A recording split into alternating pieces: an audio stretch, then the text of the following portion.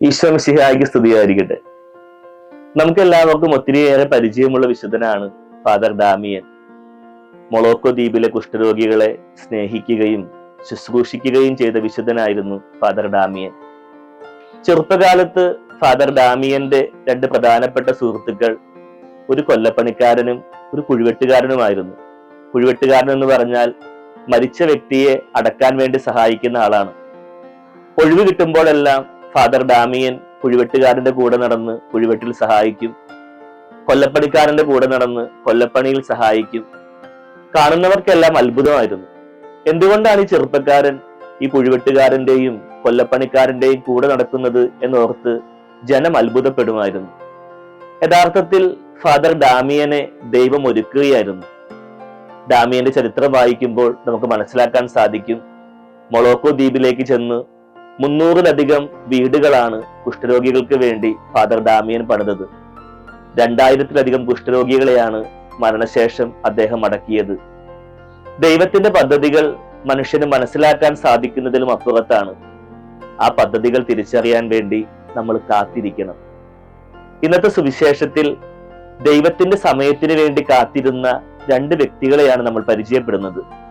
ലൂക്കാ സുവിശേഷം 1-ാം അധ്യായം 5 മുതൽ 25 വരെയുള്ള വാക്യങ്ങളിൽ സുവിശേഷകൻ സക്രിയായെയും എലിസബത്തിനെയും നമ്മുടെ മുമ്പിൽ അവതരിപ്പിക്കുകയാണ്. ദൈവത്തിന്റെ പദ്ധതികൾ ആഴത്തിൽ തിരിച്ചറിഞ്ഞ് പ്രാർത്ഥനയോടുകൂടെ അവർ ദൈവത്തിന്റെ സമയത്തിന് വേണ്ടി കാത്തിരുന്നു.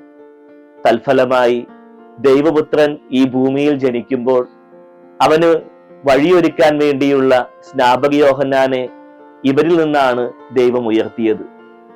പ്രിയമുള്ളവരെ, എലിസബത്തും സക്രിയായും നീതിനിഷ്ഠരായിരുന്നു. കർത്താവിന്റെ വഴികളെല്ലാം കുറ്റമറ്റമാംവിധം അനുസരിച്ചവരുമായിരുന്നു. ഇവർക്ക് മക്കളില്ലായിരുന്നു എന്ന് ലൂക്കാ സുവിശേഷകൻ പറയുമ്പോഴും പ്രാർത്ഥനയോടുകൂടി ഇവർ ദൈവത്തിന്റെ സമയത്തിന് വേണ്ടി കാത്തിരുന്നു. ഈ സുവിശേഷ ഭാഗം നമ്മൾ വായിച്ച് ധ്യാനിക്കുമ്പോൾ നമ്മുടെ മനസ്സിൽ എപ്പോഴും ഉണ്ടായിരിക്കേണ്ട ഒരു ചിന്ത, ദൈവത്തിന്റെ പദ്ധതികൾ അറിയാൻ വേണ്ടി നമ്മൾ കാത്തിരിക്കണം. ഒരു പക്ഷേ ദൈവം ചില അനുഗ്രഹങ്ങൾ നമ്മളിൽ നിന്ന് നിഷേധിക്കാൻ കാരണം, പ്രാർത്ഥിക്കുമ്പോൾ തന്നെ ചില കാര്യങ്ങൾ നിഷേധിക്കാൻ കാരണം കൂടുതൽ മെച്ചപ്പെട്ടവ നമുക്ക് നൽകാൻ വേണ്ടിയിട്ടാണ്. അതിനു വേണ്ടിയിട്ടാണ് ഈ കാത്തിരിപ്പ്. സക്കറിയ കാത്തിരുന്നത് വർഷങ്ങളോളമാണ്. എലിസബത്ത് കാത്തിരുന്നത് വർഷങ്ങളോളമാണ്. പ്രാർത്ഥനയോടെ ഇവർ കാത്തിരുന്നപ്പോഴാണ് ദൈവത്തിന്റെ പദ്ധതികളുടെ ആഴം അവർ തിരിച്ചറിഞ്ഞത്. കേട്ടവർക്കെല്ലാം അത്ഭുതമായിരുന്നു. സക്രിയായെയും എലിസബത്തിനെയും ഓർത്ത് അവർ ദൈവത്തിന് നന്ദി പറയുന്നുണ്ട്. പ്രിയമുള്ളവരെ, നമ്മുടെ ജീവിതത്തിൽ എപ്പോഴും നമ്മൾ മനസ്സിലാക്കിയിരിക്കേണ്ട കാര്യം, നമ്മളെ പറ്റിയുള്ള ദൈവത്തിന്റെ പദ്ധതികൾ വിചിത്രമാണ്, അത് ആഴമുള്ളതാണ്. നമുക്ക് കാത്തിരിക്കാം ദൈവത്തിന്റെ പദ്ധതികൾ അറിയുന്നതിന് വേണ്ടി, ദൈവത്തിന്റെ പദ്ധതികളുടെ ആഴം തിരിച്ചറിയുന്നതിന് വേണ്ടി.